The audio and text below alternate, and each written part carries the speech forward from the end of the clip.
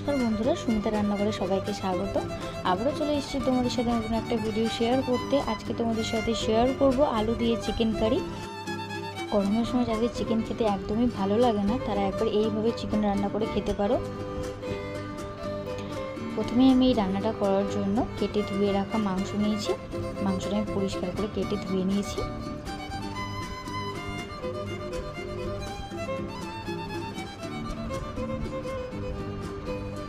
মাংসটা তোমাদের ইচ্ছা মতো পিস করে নেবে।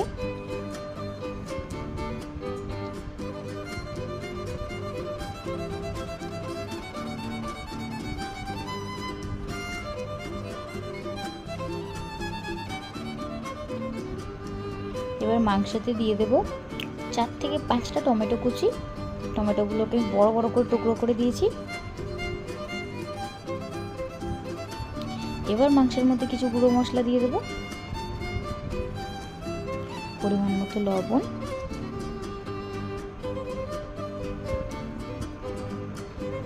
হলুদ গুঁড়ো আর দেবো লঙ্কা গুঁড়ো।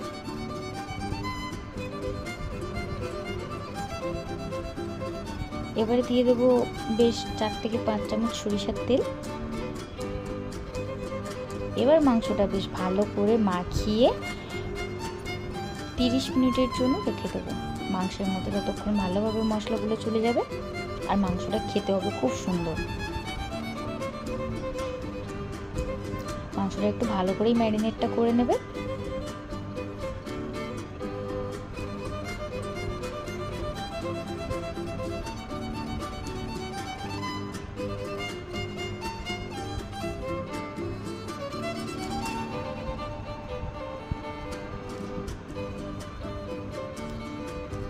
আমি কিন্তু প্রায় মাংসটা ম্যারিনেট করে রেখে দিয়েছিলাম 30 মিনিটের মতো। এবার রান্নাটা করার জন্য আমি কড়াইতে দিয়ে দিচ্ছি সাদা তেল। এবার তেলটা ভালোভাবে গরম হয়ে গেছে। এবার আমি একটু বড় বড় ডুমো ডুমো করে আলু কেটে নিয়েছি। আলুগুলো ভাজতে দিয়ে দেবো। এই মাংসের আলু যতটা পারবে লাল করে ভাজবে, লাল করে ভাজলে মাংসতে। এবার আলুতে অল্প একটু লবণ আর অল্প একটু হলুদ গুঁড়ো দিয়ে বেশ লাল করে ভাজবো।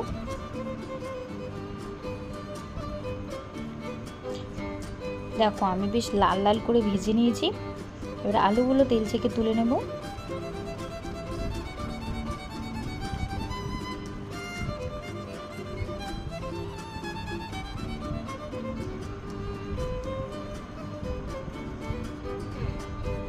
এবার ওই তেলের মধ্যে ফোড়নে আমি দেব গোটা গরম মশলা, তেজপাতা আর দেব গোটা জিরে।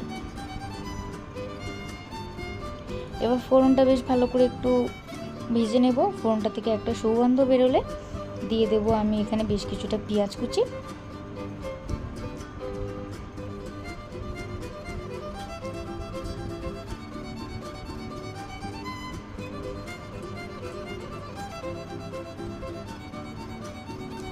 এবার পেঁয়াজটা নেড়ে ভালো করে ভাজবো। আর পেঁয়াজটা আমি বেশি ভাজিনি, একটু গায়ের কালারটা একটু চেঞ্জ হয়ে গেছে। এবারে আমি ম্যারিনেট করে রাখা মাংসটা দিয়ে দেবো।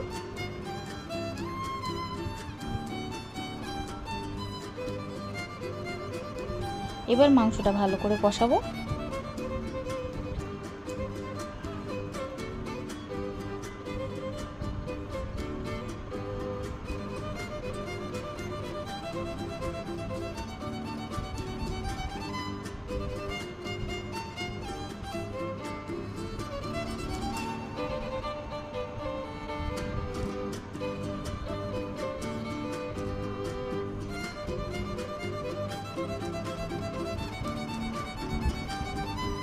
দেখো মাংসটা আমি 4 থেকে 5 মিনিট ভেজে নিয়েছি। মাংসের কালারটা চেঞ্জ হয়ে এসেছে। এবার আমি এখানে দিয়ে দিচ্ছি আদা রসুন বাটা।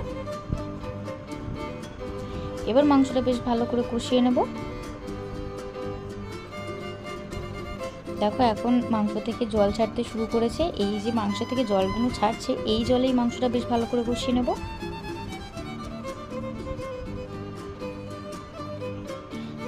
দেখো মাংসটা কষানো হয়ে গেছে, মাংস থেকে কত সুন্দর তেল ছেড়ে গেছে। আমি এখানে ভেজে রাখা আলুগুলো দিয়ে দিয়েছি। আলু দিয়ে আবারও কিছুক্ষণ কষিয়ে নেব।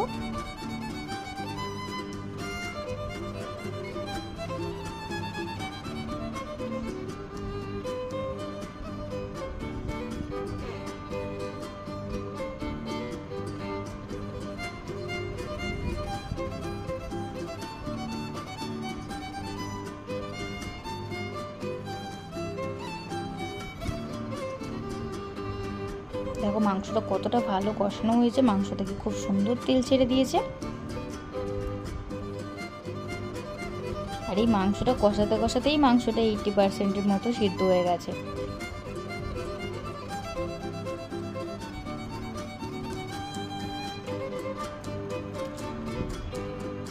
এবার ঝোলের জন্য পরিমাণ মতো জল দিয়ে দেব।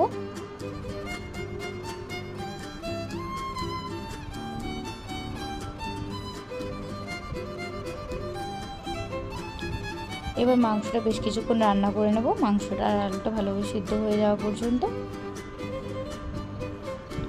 দেখো আলুগুলো কতটা সুন্দর সিদ্ধ হয়েছে, মাংসটাও বেশ ভালোভাবে সিদ্ধ হয়ে গেছে।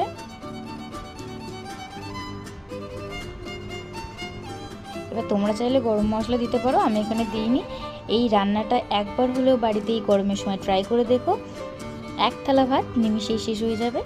আর এই ভিডিওটি ভালো লাগলে like, comment, share and subscribe করতে ভুলো না। আবার দেখা হবে নতুন কোনো ভিডিওর সাথে। ততক্ষণ সবাই সুস্থ থাকবেন, ভালো থাকবেন, ধন্যবাদ।